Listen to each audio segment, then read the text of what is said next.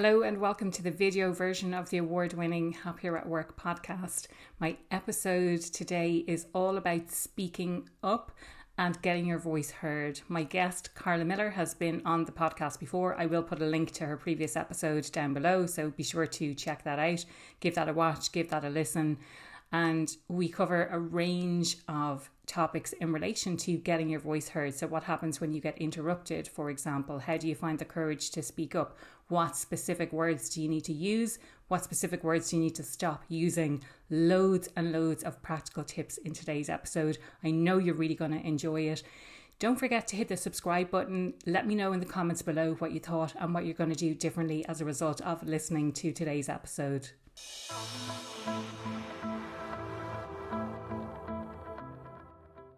Carla Miller, you're welcome back to the Happier at Work podcast. I know we had you on before and I'm delighted to have you as my guest for the second time. Do you want to let people know a little bit about you, the journey you've been on, a little bit about what you do?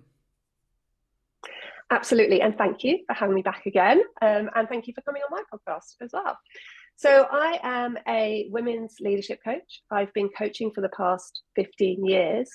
And really, I'm on a mission to make things easier for women leaders that I found hard when I was struggling in my career. So I was very ambitious. I was a director by 29.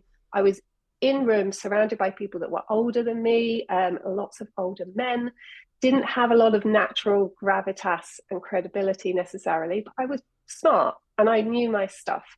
And I would find that when I spoke, I wasn't necessarily, people weren't hearing what I was saying. People weren't taking it on board.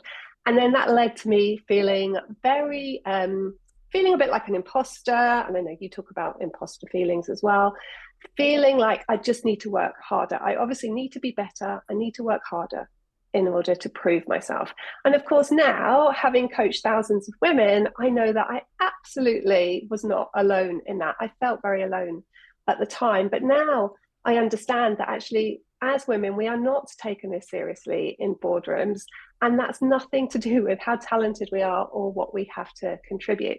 So I'm really passionate about undoing that damage that gender bias does to our confidence, encouraging us to speak up again, and also at making sure that we can influence effectively, because no one really told me that influencing is really, really key to developing your career, being able to advocate for your team, get the resources that you need, create the change that you want to make in your organization.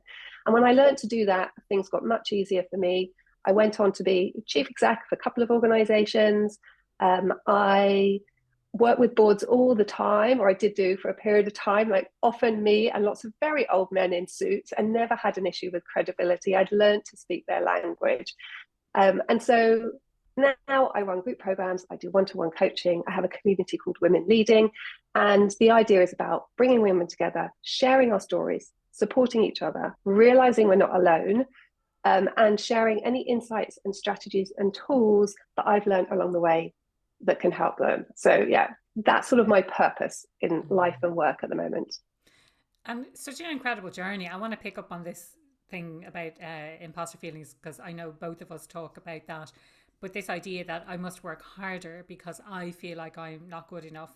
And I suppose what I'm hearing from what you're saying is it's thinking about it from both the individual side and also the environment that we find ourselves in. And by the environment, I mean the other people that we're working with as well. So it's not just something that we feel ourselves, it's things that happen to us. So if you speak up and you're not really being heard, that has a direct impact on our own confidence levels as well. And I would love to explore that idea in a little bit more detail. And I know, Carla, you look at this from a couple of different perspectives. Do you want to maybe share a little bit about, well, what does that look like, first of all? Like when someone's not speaking up at work, when does that happen? What does that look like? What's going on? What are the thought processes that are going on for the individual at that time? Absolutely. So I often find that people will speak up very comfortably in certain environments, like they're talking to their team and there's no problem at all. And then they get into a room with senior stakeholders or a peer that's got a really strong personality. And then they're sat there being very self-critical. They're nervous about speaking up. They're setting themselves expectations that they're struggling to meet, is the way I like to think of it. So often they're thinking, I must be completely 100% sure before I speak up, or I'm not expert enough in this, or I haven't been in this organization long enough.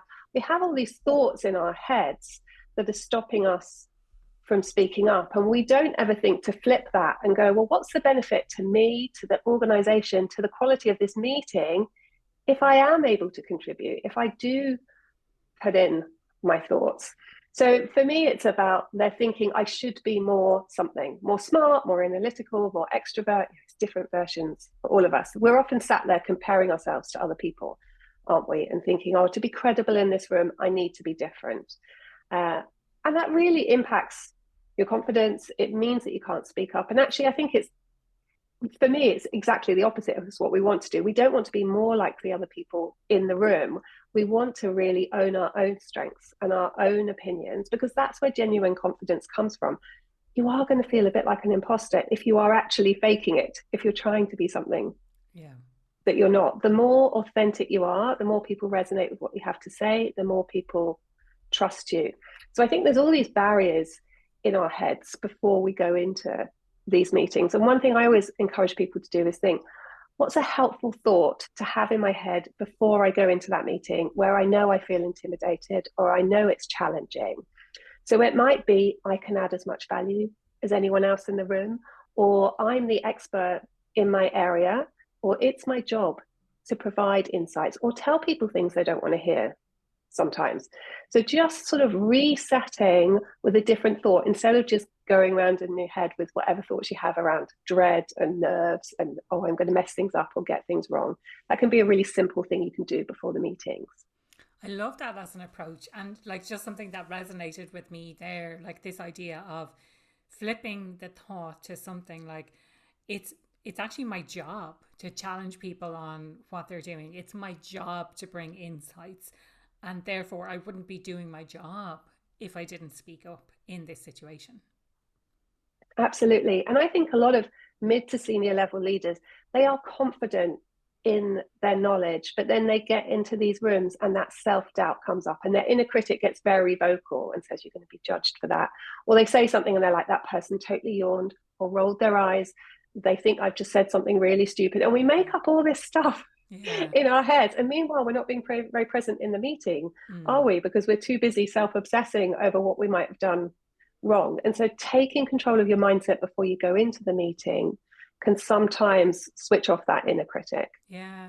And it's funny, like there's a few things that are coming up to me as you're talking, Carla. It's the high stakes, like when you're in those like a room with your peers, when you're in a room with your team, fine, no problem. When you're in a room with people who are more senior and the stakes are really high, that's when the inner critic can start rearing its head and being like, you don't belong here. Who do you think you are speaking up? Who do you think you are saying that? But then if you flip it and say, well, the other people who are in the room are all human as well, and they probably went through those same types of fears and emotions that you're going through right now, and look where they ended up. And maybe they're feeling like that if they've recently been promoted to a senior position and they're like, oh, what am I doing here? I don't belong. But thinking about it from the human element, like we're all human beings at the end of the day. And yeah, like we probably could get into a whole philosophical debate about hierarchies in an organization, but really it's just, I suppose, bringing it back down to that level that yes, the stakes are high because they're more senior, but actually they were once in the position that you're in now. Absolutely. And in fact, I coach lots of those senior people and they still have that going on in their heads. I always say we're comparing our messy insides to everybody else's totally polished outsides. Yeah. And in fact, that's what I love about when you bring groups together and create that safe environment where people can be open, is they realize, oh, these other people, their insides are just as messy as mine. And actually they're looking at me thinking, I've got it all sorted. I had within Women Leading, we have some peer calls where we bring people into groups of 3 to talk to each other. And I've been chatting with people afterwards. And one of them said, I was in a room with these 2 super smart, very senior corporate women, and they were amazing. And they thought I was amazing. And actually, we were all struggling with exactly the same themes and thoughts. And I was like, yeah, totally not alone in that. I think it's part of the human experience, and more so in women, because we are in this environment where, you know, the world of work was designed for men, by men, and for women that had a housewife at home doing everything else. It really wasn't designed for modern women in any way whatsoever, was it? And even though we're trying to make some changes, it's taking a very long time. So we do have to work harder in order to be taken as seriously. And that doubt, therefore, does come up a lot more for women. Yeah. And what kind of things are you seeing that women are struggling with at the moment? Well, in terms of going to meetings, it's things like, am I going to be challenged? What if what I say is stupid? What if it's obvious? What if people respond strongly, or I've got to say something people don't want to hear, and I feel very uncomfortable about that, or I have to challenge someone senior and I feel uncomfortable. I was coaching someone the other day, and she said she always brings a different perspective to meetings, and she can tell that quite often people are not welcoming that different perspective. And sometimes she'll say something and no one pays any attention. And then a man in a room, she works in a very male dominated environment. Stop. No. Yeah, they say something like the same thing 10 minutes later, and everyone thinks it's the best idea ever. Wow. Heap eating is what it's called. I was like, you have experienced heap eating. It's huge, especially in male dominated environments. It's like their ears can't hear it when we say it, but they can hear it perfectly when a man says it. Yeah. No, I had never heard that term until I read your book, Carla. The heap eating, never knew it. Obviously knew it as a concept because I've seen it happen with my own eyes, but I didn't know that it had a name, and that it had probably, I'm sure, a whole theory behind it as well. But it's so interesting that when we do speak up, and I'm the kind of person that oftentimes I've deliberately wanted to be the devil's advocate, to challenge how we're doing things currently. And I kind of like that role, because you get to be the challenger of how things are going. But it's only good if people are open and they're welcoming to those kinds of challenging ideas, rather than just sticking with the status quo and how we've always done things in this way, therefore we should always do them in this way. And it turns out that's turned you into a great podcast host. Thank you. You flatter me. So one of the big challenges then is speaking up. How do we get more confidence to speak up to begin with when we're in front of those kind of high stakes audiences? So a couple of tools. The first one is, if you're worried about throwing in a strong opinion or a fact or a statement because they might get a reaction, I find asking questions is a really powerful way to speak up, to influence within the meeting, to help change the direction or change perspectives. And it's actually quite hard to criticize someone for asking a question, so it feels safer to do it. So asking a nice open question, like, have we missed anything here? I wonder if we could look at things from a different perspective. What if we considered this? No one's going to jump down your throat for that. So you feel safer doing that, and you're not self-editing as much. So I love a good question for anyone that's thinking it doesn't necessarily feel safe to speak up, or I'm doubting myself and I need to be 100% sure. Questions are a great way to do it. So that's the first tool. The second tool is really recognizing, as we said earlier, it's your job to speak up. Sometimes it's your job to speak truth to power. Sometimes it's your job to give feedback upwards, and we can talk about ways to do all of those. But for me, I had that realization when I was in that first director role that I had, where I had to have conversations with people and tell a lot of people things they did not want to hear. And Carla, the person, did not want to have those conversations, because I really like to be like, I do not have challenging conversations in my personal life. I will avoid them.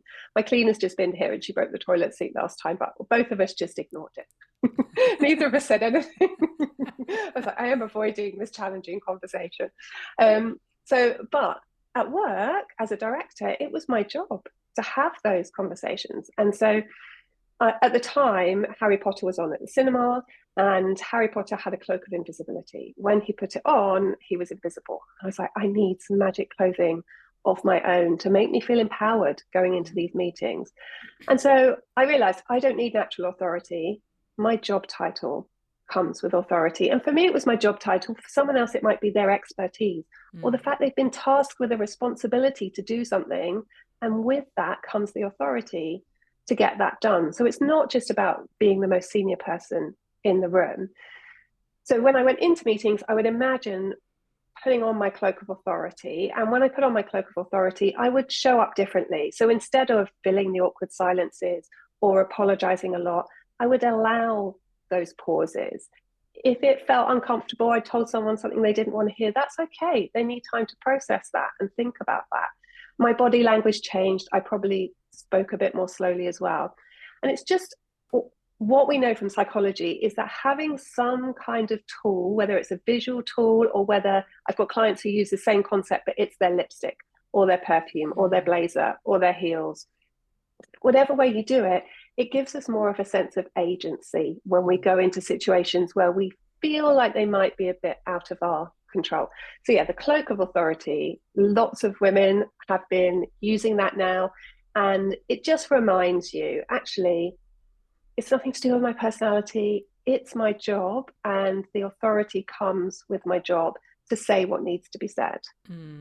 And interestingly, you did talk about that on our previous podcast episode.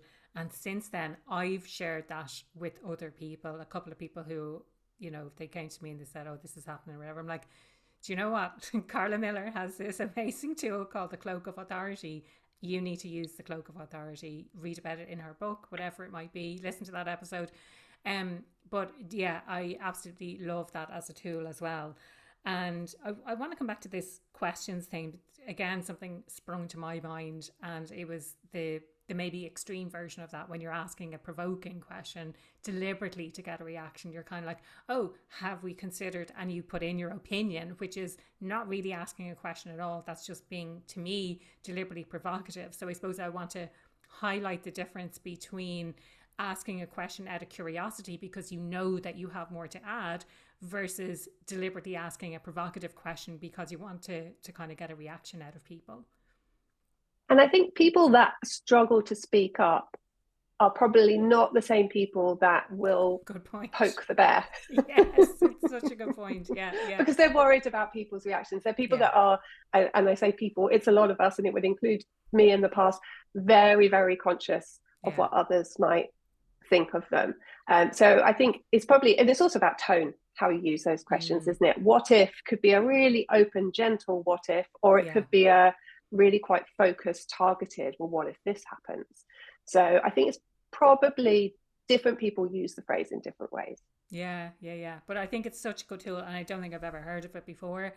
And I think for anyone who is struggling to speak up, and I'm picturing this in any scenario, asking a question can really help to open up the conversation so that you have the opportunity to share what you're thinking in a non kind of confrontational way.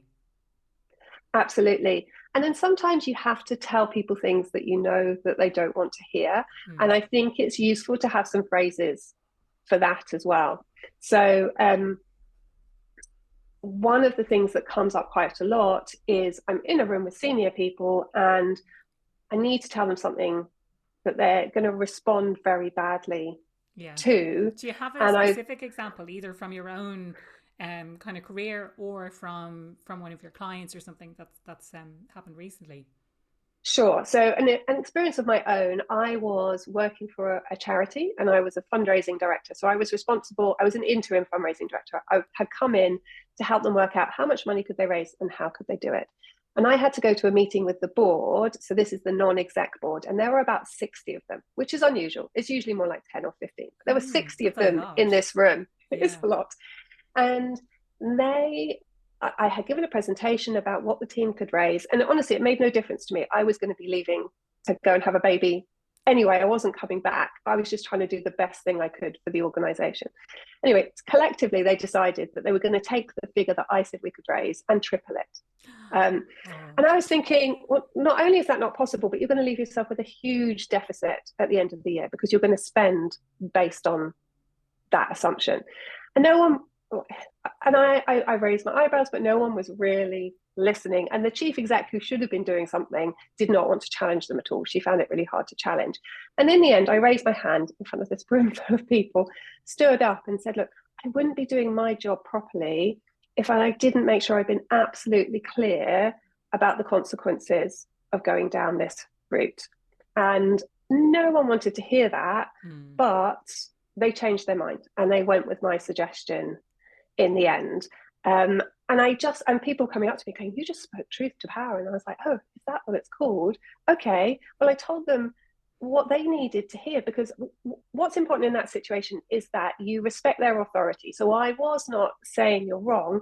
I was basically saying, ultimately, it is your decision. Yeah. And I totally respect that. But I need to make sure I have really clearly communicated to you why we made the proposal that we did and what could happen if you go down this route.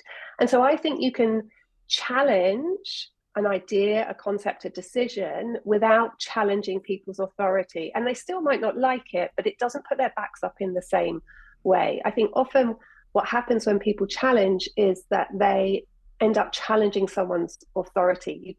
You need to respect that whoever's making the decision is being held responsible for that decision, and they have access to information that you don't have. But ultimately, it sits on their shoulders. So you don't want to challenge that. You want to respect their authority, respect the hierarchy, but that doesn't mean you can't have a different opinion and strongly advocate for that opinion. But you advocate it strongly, and then you leave it alone, because ultimately it's up to them. Yeah, I love that. I love that approach. And we're starting to talk about phrases, and I think I probably jumped in saying, do you have an example? But the phrase I took from that is, I wouldn't be doing my job if. Have you got any other examples of phrases that you could potentially use in a situation like that where you have to deliver bad news? I think it's things that add to your credibility. So it might be based on the data, or experience tells us, or from the research that we've done. However you want to phrase it, it's something that adds the credibility. What you're basically saying is, I am the specialist in this in the room. I am the expert in the room. And you don't really want to blatantly say, I am the expert, therefore you should listen to me. Yeah. But by referring to your job title, by saying basically, I wouldn't be doing my job properly as a marketing specialist or as a fundraising director, you're reminding them, look, I'm the person who knows my shit on this, not you. And I am very confident in what I'm saying here, and I think it's important. And also, you pick your battles. If you do that all the time, it doesn't mean anything and you're just a bit problematic. But picking your battles, when you know it's a battle you need to win, then that's one of the ways you can do it. Yeah. There's also a tool I have for giving feedback upwards, because you have to be a bit more diplomatic, don't you? So when we're giving feedback downwards, we often talk about, there's a few different models. I tend to use the BCA one, behavior, consequences, action. So this is the behavior that you've exhibited. These are the consequences, the negative things about that behavior. And this is the action I'd like you to take differently. So that works really well downwards, but does not work very well upwards at all, because it's not really respecting that hierarchy. So I came up with my own version, which is basically, you start with the situation. So this is the situation that we're talking about. Then you talk about the consequences, and you wouldn't use the word consequences, but you'd basically say, these are the problems that are arising as a result of this situation. Then you propose a solution. So I propose this solution. So you're very solution focused. And then finally, you talk about the outcome, how things will be different and better as a result of putting this solution into place. So situation, consequences, solution, and outcome. So it's a more diplomatic, less person-based, more situation-based way of providing that feedback upwards. Yeah, no, I love that. And I think in all cases of feedback, we think of it as something really personal and a personal attack if we have to give developmental feedback, let's say. And if we're on the receiving end of developmental feedback, it can feel like an attack on our personality. Like that's how I am, that's who I am, etc., etc. Like when I've delivered feedback in the past, people have got really defensive around the types of feedback that I've given, which has been a real challenge. I think as an early manager, that was such a challenge. But I love this idea of when you're feeding back up, it's about like what are the consequences, which might be the problems or the challenges that you're encountering, and the importance of being solution driven. Because again, as a leader, so many people come to you with, and this is the problem, it's like, okay, so what have you tried to do to solve it, or what have you investigated in as potential solutions to that problem, and what do you recommend as the best one, rather than saying, oh, we could do this, this and this and this. It's like, well, now you're giving me an extra role to choose what the best solution is for you.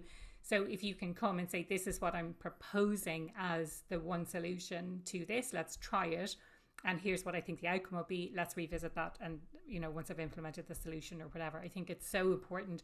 And I've worked with so many people who are not solution focused, which is extremely frustrating as well. They just come and they tell you all of the things that are going wrong or all of the problems, and you're like, okay, so let's focus on how we can fix this. How can we move forward? What might we do differently the next time this happens? Yeah, we talked about that a bit last time, didn't we? Taking responsibility and being solutions focused. So if we think about how this would play out, let's say you have a manager who every time they go into the exec board, come out of the meeting and vent their stress at you and give you a whole list of things to do. And actually that ruins your day and it's not working well for your relationship.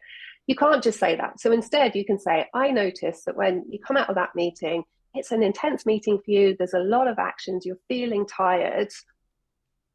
We're not having the best quality conversation we could be at that point. I think I really want to help you to put these actions into place. It would be fantastic if we could schedule a meeting the next day. Then you know that you've got a chance to think that through and share with me what I can do. And I can be best positioned to support you with what you need and make sure that everything's running smoothly. Yeah, however you want to do it. So that you've kind of talked them through the situation, consequences, solution, outcome, but in a way that makes you sound like you're really trying to support them, as opposed to you are driving me absolutely crazy, venting your stress on me. Because people will take that personally, whilst they won't take personally, oh, okay, right. They will get a bit of a hint of, okay, I might be coming out, but they're reflecting on it for themselves rather than you telling them what their unhelpful behavior is. Yeah, but it's brilliant, I think, as well, Carla, because rather than thinking and complaining to your colleagues that, oh, my boss is a nightmare because of this, this, and this, you're actually having the opportunity to express that directly. And I know how hard it is to have those conversations, but they need to be had. And from the boss's perspective, you would much rather someone share their frustrations rather than you receive their notice of resignation within a few months because they're feeling so frustrated that their energy is going down every time you come out of that meeting or whatever it might be. Now, we alluded to this at the start, but on the other side of that, you had mentioned that, like, sometimes when you do speak up, it kind of falls flat and you're not getting the reception that you wish you could get. Do you want to talk to me a little bit more about that? Sure.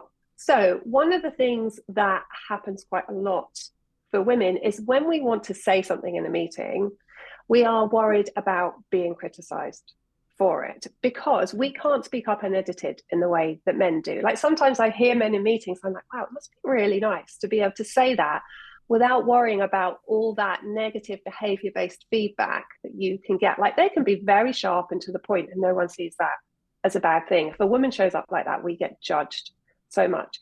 Apparently we get something like 94% more negative behavior-based feedback than men. And there's a whole load of phrases, like no man is called abrasive, for example.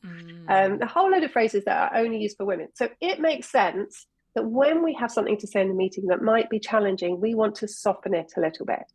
But the way we tend to soften it is through using what's known as qualifying statements or caveats. Things like, I might be wrong, but, or this could be a complete waste of time, or I'm not sure, but, even though we know we're not wrong, we don't think it's a waste of time, and we are completely sure what we're talking about. And what all of those phrases effectively do is say, it's probably not worth listening to me on this. And we start doing them in challenging conversations, and then sometimes we end up doing them habitually. Sorry is another one, apologizing when we haven't done anything to apologize for.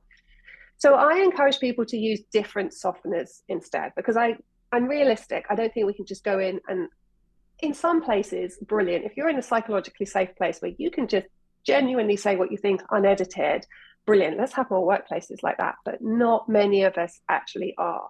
So it is, again, using like gentle questions like what if, or I wonder about this, or how about. So you're throwing things in. So you're doing that little bit of a softener beforehand that says there's something different coming your way that isn't what everyone else in the room is saying. So you're softening it a bit, but you're not diminishing the value of what you're saying. Because what they also know from research is that if a man is modest, everyone thinks it's completely charming. So if a man said, I might be wrong, but you'd be like, oh, how charming that he's like open to he's the amazing. idea. He's so in touch with his feelings, or whatever. Exactly. And when a woman says it, we believe her. So a woman says, I might be wrong, but then men in particular believe that she might actually be wrong, and she thinks she might actually be wrong. We are taken at our word. It's not charming with us. They just go, oh, okay, because they're trained by society to take other men more seriously. And actually, as women, we're also trained to take men in authority more seriously than women in authority. We naturally respect it more. So you're operating in a system that doesn't work very well, but we're not helping ourselves by using those qualifying statements. So use questions instead. The other thing, that's at the start. We also do things at the end that don't necessarily help us. So really common ones, saying, does that make sense? When we know it's made sense, we haven't explained anything complicated. What we're actually doing is saying, I don't like the silence that's just occurred. Can you please validate me and reassure me that I just made a good contribution to the meeting? So I have a client who, an old client, and she was a head teacher, and when she was talking to her school, she never used any of those statements or said, does that make sense? But she was invited to talk to other heads in a cluster of schools because she'd been doing so well and people wanted to hear about it. And she realized she was saying, does that make sense? Numerous times during her presentation, because she wanted that validation, someone to say, yeah, no, that's great. You're doing great. You're on the right track here. We respect you. This is what she needed back. And so we talked about her only doing it once or twice. And when she stopped doing it, she felt so much more powerful. And obviously she was presenting more effectively as well. So drop, does that make sense? Unless you've said something complicated. Another thing we do is that we've made our point. We're not seeing or hearing any response from people yet. So we just keep talking. Not really sure what we're talking about. We're babbling. Sometimes it just kind of tails off at the end as we run out of things to say, or we say, so, okay, yeah. Like, we don't finish strong. And then the final thing we might do is we want people to stop looking at us, and we do that awkward shrug that says, please stop looking at me, and move to the next person as soon as possible. And I used to do that all the time. You know, in team meetings where you go around and do your bit. I still don't enjoy that, to be honest. I don't know why. I don't enjoy that format. And I would be like, shrug, yep, on to the next person as quickly as you possibly can, please. Yeah. And again, none of that. Of trailing off and the shrug, and it's like, move to the next person, please. Exactly. And so again, that's not owning the space. That's not giving the message of, I've just made an important point here. I'd want you to listen to me. So first of all, reposition in your head what we call awkward or uncomfortable silence.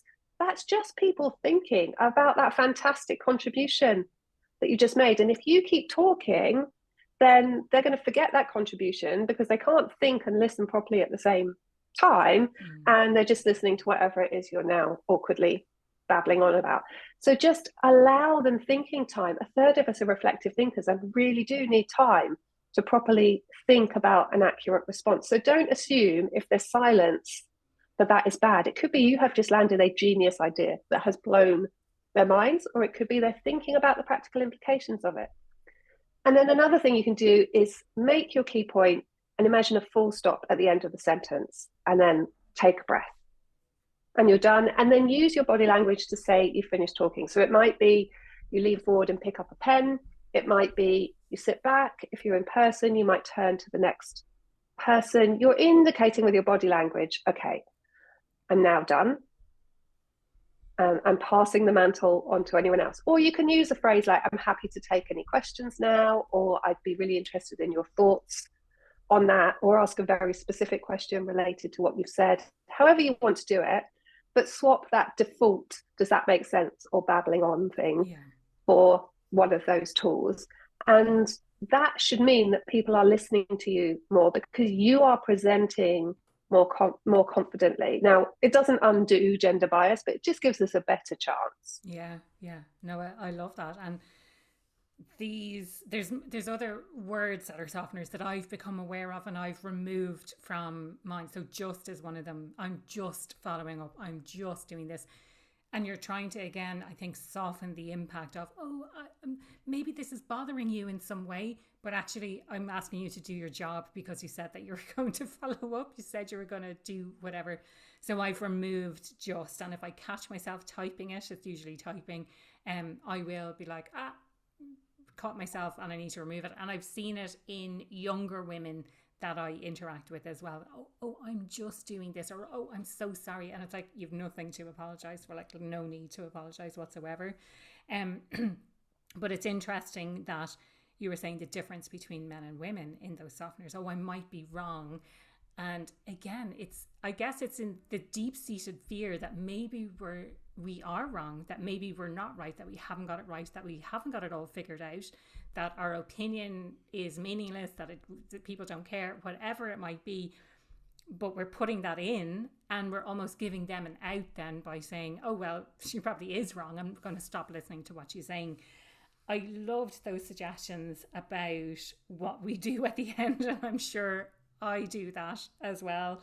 I have definitely said, does that make sense? And I'm sure I continue to do that. But thank you for putting in the qualifier saying, if it's something that's complicated, because sometimes I'm explaining something that's complicated. So I do catch myself saying, does that make sense?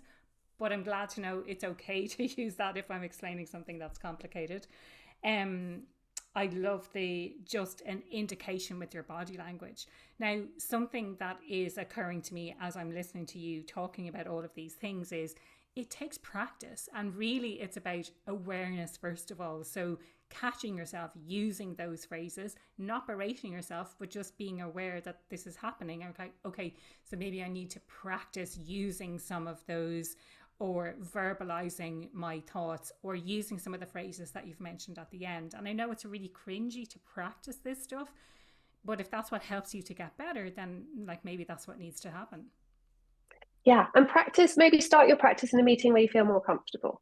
Get used to using the phrases there, and then once you're used to using them and they feel natural to you, then you move into the more challenging meetings, and just pick one. I am not asking you to change everything that you do overnight. Like, as with anything with coaching and training courses, you can give people a whole toolkit, but don't go and use the whole toolkit at the same time. You only need one tool at a time. Master one tool at a time. Yeah, I love that. And yeah, I share that all the time. And of course, I'm thinking, here's all of the changes that I need to make when I'm having these conversations. But yeah, a reminder, one step at a time. Just pick one thing that you might do differently. Stop saying, does that make sense, at the end of something that is not that complicated, because you're disqualifying what you said, and replace it with, does anyone have any questions about that? Does anyone have questions about the implementation? Whatever it might be. Carla, anything else to share before we wrap things up? Anything that maybe we haven't covered on today's conversation? There are just a couple more things in terms of, if you get interrupted, that's always a challenging one. So we get interrupted a lot more than men do. So when we're in mixed gender rooms, we get interrupted about 50% of the time. And the majority of those interruptions are by men. Now, we all know women that interrupt. We may well be women that interrupt. And we know that if someone has ADHD, sometimes it's very hard for them not to interrupt. So the first thing is recognize someone is not necessarily being disrespectful, or it doesn't mean that you weren't saying something valuable when someone does interrupt. So first that, because otherwise you're triggered and you've got unhelpful stories in your head and you're not going to perform at your best. The other is work out, right, do I want to let them keep talking because they're more senior than me, for example, or do I want to keep talking? So if you recognize, actually, there's some hierarchy here and I can't say, hey, you've interrupted me, then as soon as they finish, find a way to pick the microphone back up again, basically. So it might be yes, or building on that, John, and then make the rest of your point. Do not let the whole meeting then go off on their tangent if you can possibly help it. But if you're talking and actually you just want to keep talking, then you can just say things like, I've almost finished, or one moment. So just something that says, still talking here, you will get your chance. I flag that you want to add something as well, but let me finish my point. And I think a nice gentle way to say that is, I'm still talking. It's not I'm still talking, it's just a moment, or almost finished. And I tend to use my hand to kind of indicate, I hear you. No, that's really good. And I'm thinking back to my corporate days and being in those meetings. And one of the struggles I had was finding a place to speak up. So it wasn't that I lacked the courage or the confidence to make my point. It was finding that opportunity. And oftentimes the conversation was moving so quickly, I was maybe processing what was being said, also thinking about what I wanted to say. And other people seemed to jump in much more quickly than I was willing to jump in. And so I missed my opportunity. Any thoughts around that? Is that something that you've encountered yourself or that you found with the women that you work with? It happens a lot. So the first thing I suggest people do is, if they know they've got a point to make, instead of doing that rehearsing it in your head thing that I used to do all the time, write down your bullet points. Just write down 1, 2, at the most 3 bullet points, so that when you do get a chance to speak, then you can say, there's 2 points I want to make here. First point is this, look down. Second point is X, so that you're therefore much more able to judge when you can jump in. The other thing is, if you have done the thinking later and the meeting has moved on, I think it is okay to say, look, having reflected on what Jane said earlier, we need to make sure we haven't forgotten X, or however you want to do it. I think it's okay to do that. We have a lot of reflective thinkers in meetings. About a third of us are reflective thinkers, and we should get used to that. It's not taking people off at a tangent. It's saying, okay, we need to do some more thinking on this. In terms of getting the space to actually speak, this is where allies and sponsors can come in really well. So if you've got someone more senior, whether it's your line manager or just someone that you know has your back, and you know you want to contribute to a meeting, tee them up beforehand, and tee them up with, this is what I want to make sure that I have a chance to put this viewpoint forward, or I want to make sure they have this information. Then they can have that in their head and help open the door for you. And the more specific you can be, the better, because otherwise they might just land on you at a particular point and go, have you got anything to say? And you'll be like, not right now, because this isn't the topic I had something to say on. So pre-brief people. And there's a strategy called amplification as well, which was created by the women in Obama's first, I've never worked out the word for it, not his cabinet, but the people who were in his presidential room advising him, basically. Some of the smartest men and women in the world. And the women noticed that their contributions weren't being valued as much. They weren't being called on as much, that men were heap eating all over the place and getting the credit. So they got together and said, let's amplify each other's voices. So your colleague Claire says something, and the first thing you do is go, what a great point, Claire. And if someone then heap eats it, then you go, I see how you've built on Claire's point. There. Oh, like you're referring back to what Claire said earlier. Yeah, exactly. Or Claire gets interrupted and you're like, was there more you wanted to add? Oh, I'd love to hear more from Claire on that. So you don't necessarily have to say you were interrupted, but you're passing the microphone back. When you're interrupted, it's very hard to deal with it, to raise it yourself. To say, give me the microphone back. Exactly. It can be really hard to do. And sometimes you create more tension and more attention on that than the point you were trying to make. So doing it for each other, like getting together with your peers or getting together with a few friendlier people in the meeting and saying, look, what do you want to contribute on? You know, or if I get interrupted, can you help me out? Just having each other's backs. Brilliant. I love that. Carla, the question I ask everyone who comes on the podcast, and you will have shared this before as well, what does being happier at work mean to you? Now, I forgot to look and see what I said last time, but this is what it is right now. So for me right now, it's about using my talents and skills and experience, working alongside great people to make a positive impact. That makes me happy. I get to use all of me. I get to hang out with great people, and making a difference, making a positive impact is a huge driver for me. Brilliant. Love that. And if people want to connect with you, if they want to learn more about what you do, what's the best place they can do that? So a few places. I'm always on LinkedIn. I'm far too active on LinkedIn, so do follow me and connect there. I've also got a free resource at the moment, which is my How to Say No challenge. so many of us struggle to say no, and then we're overwhelmed from saying yes too much.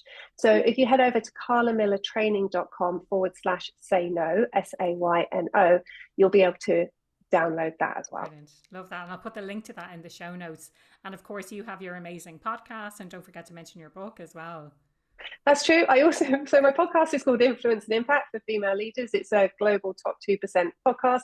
Do go and check that out. Listen to Aoife's last episode, and there'll be a new one coming as well. And then my book is called Closing the Influence Gap, a practical guide for women leaders who want to be heard. Thanks. Love it. And I highly recommend the book. I thought it was so brilliant. And the personal examples that you're able to share as well of a lot of the stuff that we talked about today. So thank you so much for your time today, Carla. Really, really enjoyed this conversation. Loads of practical stuff that people can start implementing straight away. Really, really appreciate that. Thank you. Thanks for your great questions.